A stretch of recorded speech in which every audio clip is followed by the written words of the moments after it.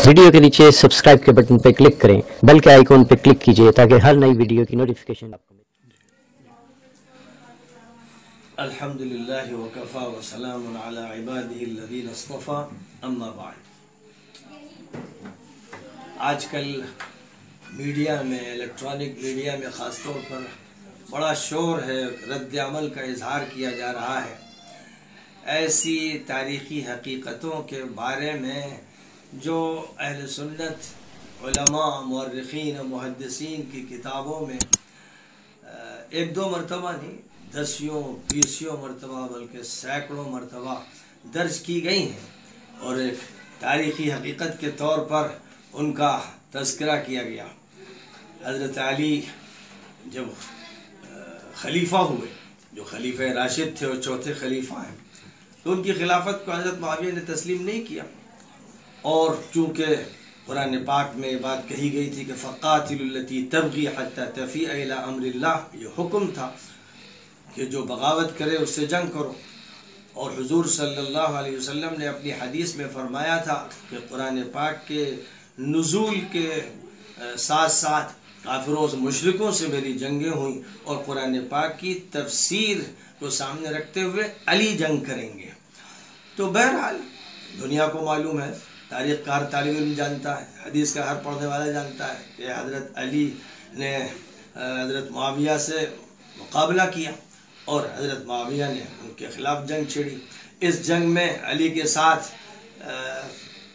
135 बदरी सहाबी थे और तकरीबन 700 से ऊपर हुदैबी सहाबी थे।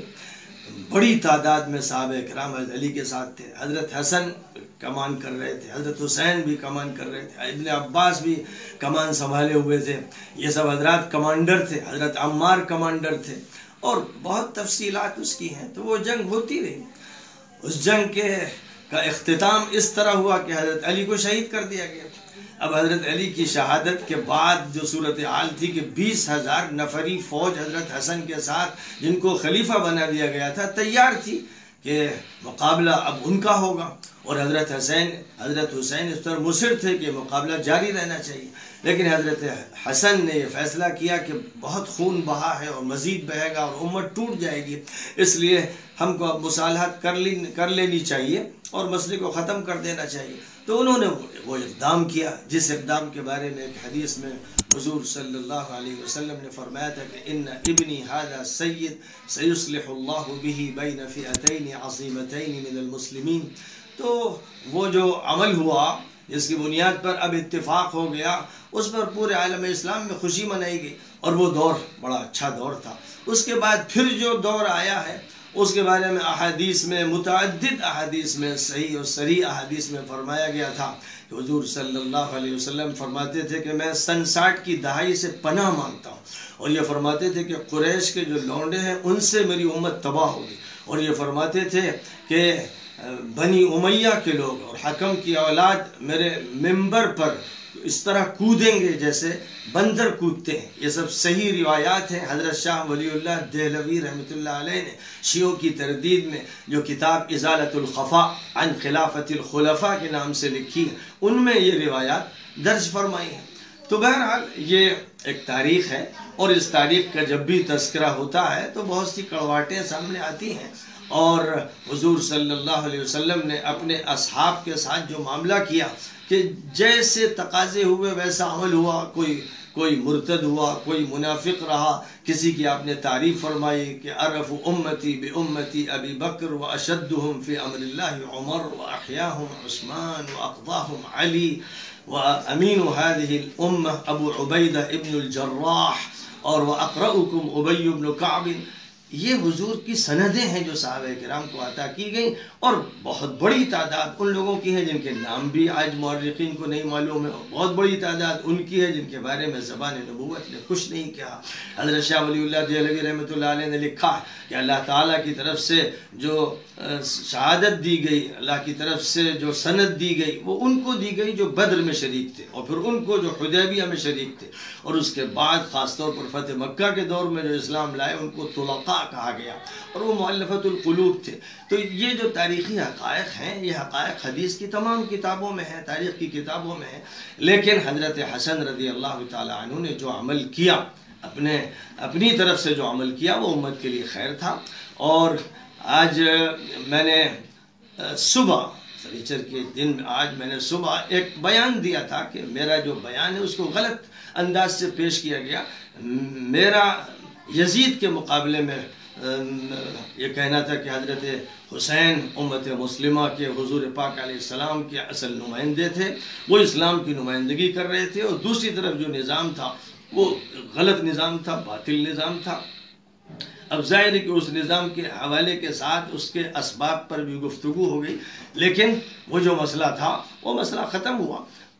میرا جب بیان آ گیا پھر میں نے بیان دیا کہ میں اگر علماء اس سے متفق نہیں ہیں اور ان کا یہ خیال ہے کہ ان سب باتوں کے ہوتے ہوئے بھی ہمیں حضرت معاویہ کے بارے میں کوئی بات تنقید کی نہیں کہنی چاہیے، تو میں نے کہا کہ پھر اپنی باتوں سے میں رجوع کرتا ہوں. میں نے علماء کے احترام میں رجوع کا اعلان کیا. میرے رجوع کو مولانا محمد رابع حسنی ندوی کے پاس پیش نہیں کیا گیا، اور وہاں ایک جعلسازی کے ساتھ مولانا سے ایک ایسا بیان لیا گیا جس میں مولانا علماء کے موقف کا تذکرہ کرتے ہوئے یہ ذکر کریں کہ سلمان ندوی کے بیان سے ہم براز ظاہر کرتے ہیں. یہ ظاہر ہے کہ یہ بات امانت میں خیانت کے مرادف تھی، کیونکہ جب میرا بیان صبح شائع ہو چکا تو دوسرا بیان اگر آج ہی دیر سے شائع ہوا تو اس میں یہ ہونا چاہیے تھا کہ سلمان ندوی نے رجوع کر لیا ہے، اس لیے وہ سارا مسئلہ پچھلا ختم کیا جاتا ہے اور امت میں انتشار نہیں پیدا کرنا چاہیے. اور آج کی اس امت میں ہمیں حضرت حسن کے اس عمل کو دہرانا چاہیے کہ آپس میں مصالحت ہو جائے، اور جو باتیں کسی سے بھی نکل گئی ہیں، جذبات میں نکل گئی ہیں، تو ان باتوں کو درگزر کے خانے میں ڈالا جائے، امت میں اتحاد کو برقرار رکھا جائے، اجتماعیت کو برقرار رکھا جائے. اب جو لوگ فتنہ کر رہے ہیں اور بات کو بڑھا رہے ہیں اور بتنگڑ بنا رہے ہیں، ہمارے آج کے رجوع کے بعد میں سمجھتا ہوں وہ فتنہ پرور ہیں، وہ وہی لوگ ہیں جو عبداللہ ابن سبا کے ایجنٹ ہیں. جس طرح اس نے حضرت عثمان کے خلاف بلوائیوں کو کھڑا کیا، اور جس طرح پھر اسی کے لوگوں نے جنگ کو طول دیا، اور طلحہ اور زبیر اور عائشہ صدیقہ رضی اللہ تعالیٰ عنہ کو بھی لے کر آگئے. حضرت عائشہ عمر بھر ندامت کا اظہار کرتی تھیں اور کفارہ ادا کرتی تھیں، روتی تھی کہ ہم سے وہ غلطی ہوئی کہ ہم چلے گئے. حضرت زبیر رضی اللہ تعالیٰ عنہ سے جس وقت حضرت علی نے کہا کہ زبیر آپ کو وہ بات یاد ہے جس وقت میری اور آپ کی بات ہو رہی تھی اور حضور نے آپ سے فرمایا تھا کہ زبیر ایک دن تم علی سے جنگ کرو گے اور تم ظالم ہوگے، تو انہوں نے گھوڑے کا رخ موڑا اور فوراً جنگ کے میدان سے نکل کر روانہ ہو گئے. انہوں نے اعتراف کیا کہ ہاں مجھ سے غلطی ہوئی. یہی بات اگر ہر حلقے سے ہوتی تو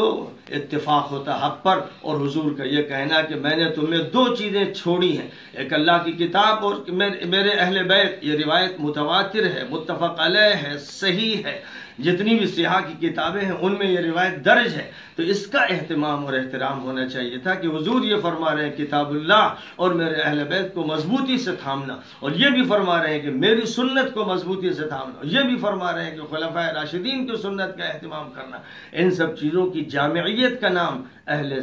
سنت